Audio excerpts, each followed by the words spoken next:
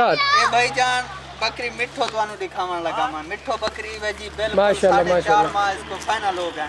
क्या बात है जी, क्या बात है। माशाल्लाह साडे farm the number 1 top number 1 दी बकरी है भाई, हवाना चेक कर सकते हो तो माशाल्लाह माशाल्लाह दोस्तों इधर देखो क्या ही बात है, क्या ही बात है। बस वो साजिद फार्म दे मतलब के टॉप क्लास दी तो रखे बकरियां हैं। अल्लाह दा बंदा ऐसी अच्छी ब्रीड रख दिया है माशाल्लाह जी माशाल्लाह। तो चेक कर सकते हो दोस्तों इसकी कद बॉडी और इसका जिस्म बहुत बड़ा है सारी बकरियां की निस्बत। इनका नाम मिठो है, मिठो ना है इसका, प्यार को मिठो रखा है जान बिल्कुल नजदीक ही वे बकरी माशाल्लाह। जरा टोर के दिखाओ पीछे। 2-3 दिन बाद ये बच्चे दे देसी, ये बिल्कुल ही नजदीक है माशाल्लाह माशाल्लाह।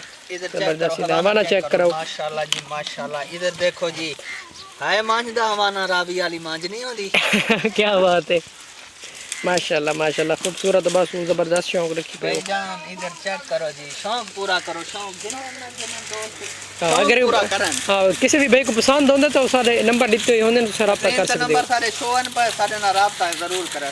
हाँ ओके जी।